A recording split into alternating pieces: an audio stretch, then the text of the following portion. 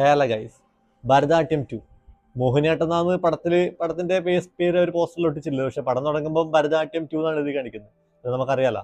ഭരതനാട്യം 1 മിക്കവാറും എല്ലാവരും കണ്ടിട്ടുണ്ടാവും. അത്യാവശ്യം മോശമില്ലാത്തൊരു കോമഡി ഫാമിലി മൂവിയാണ്.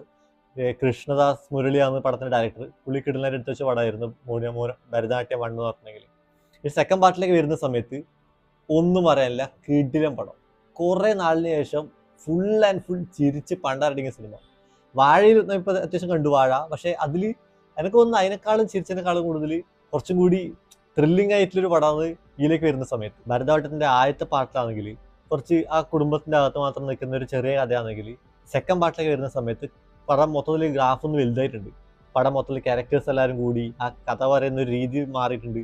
പടം മൊത്തത്തിൽ ഒരു കുടുംബത്തിനുള്ളിൽ നടക്കുന്ന കാര്യം മാത്രമല്ലാണ്ട് ഫുൾ ആൻഡ് ഫുൾ ആ ഒരു ത്രില്ലിംഗ് എലമെന്റ് പടത്തിൽ മൊത്തം നിലനിർത്താൻ വേണ്ടി പറ്റിയിട്ടുണ്ട്.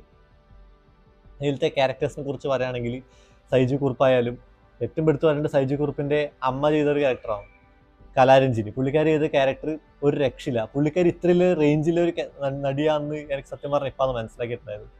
പുള്ളിക്കാരിന്റെ കോമഡി ഹ്യൂമർ കൈകാര്യം ചെയ്യുന്ന രീതി ആയാലും ആ മൈന്യൂട്ട് എക്സ്പ്രഷൻസ് എല്ലാം അത് കണ്ടിട്ട് നമുക്ക് ചിരി വരും. വേറെ ലെവൽ സാധനം, ഒട്ടും ഓവറാക്കാണ്ട്. ഇത് അധികം ഓവറാക്കിയാൽ പെട്ടെന്ന് തന്നെ കയ്യിൽ നിന്ന് പോകുന്ന ഒരു ടൈപ്പ് ക്യാരക്ടറാണ് പുള്ളിക്കാരി ഡീൽ ചെയ്തിട്ടുള്ളത്. പക്ഷെ ഒട്ടും ഇതാക്കാണ്ട് അടിപൊളിയായിട്ട് എടുത്തു വെച്ചിട്ടുണ്ട്. അതുപോലെ സുഭാഷ് എന്ന് പറയുന്ന ക്യാരക്ടർ ചെയ്തിട്ടില്ലേ അഭിരാം, പുള്ളിക്കാരനും ഒരു രക്ഷയിലാണ്ട് കിടലായി ചെയ്തിട്ടുണ്ട്. പടത്തിന്റെ ഒരു സെക്കൻഡ് ഹാഫിലാവുമ്പോഴാണ് പുള്ളി വരുന്നത്. പക്ഷെ പുള്ളി വന്നതിന് ശേഷം പുള്ളി അങ്ങ് കലക്കിയിട്ടുണ്ട്. പിന്നെ മൊത്തത്തിൽ പറഞ്ഞാൽ സുരാജ് ഉണ്ട് ഇതിൽ. അതിനകത്ത് അത്യാവശ്യം കുറച്ച് നല്ല കാസ്റ്റ് തന്നെ ഈ പടത്തിലുണ്ട്. പക്ഷെ ഇത്രയും വലിയൊരു കാസ്റ്റ് വരുന്ന സമയത്ത് നമ്മൾ മുന്നിലും കണ്ടിട്ടുണ്ട് പല കോമഡി പടങ്ങളിലും. ഏതെങ്കിലും ചില ക്യാരക്ടേഴ്സിന്റെ ഇമ്പോർട്ടൻസ് ചില സമയത്ത് ലോസ് ആയി പോകും. പക്ഷെ ഈ പടത്തേക്ക് വരുന്ന സമയത്ത് കൃഷ്ണദാസ് അടിപൊളിയായിട്ട് എല്ലാ ക്യാരക്ടേഴ്സിനെയും അവർക്ക് ആ വേണ്ട എത്ര സ്ക്രീൻ പ്രസൻസ് കൊടുക്കാൻ വേണ്ടി പറ്റിയിട്ടുണ്ട്. ഈ പടം മൊത്തത്തിൽ കാണുന്ന സമയത്ത് നമുക്ക് ഓക്കെ എന്താവും ഒരു ക്യൂരിയോസിറ്റി, ആ ഒരു ത്രില്ലിംഗ് എലമെന്റ് പടം ഫുള്ളായിട്ട് കീപ്പ് ചെയ്തിട്ടുണ്ട്.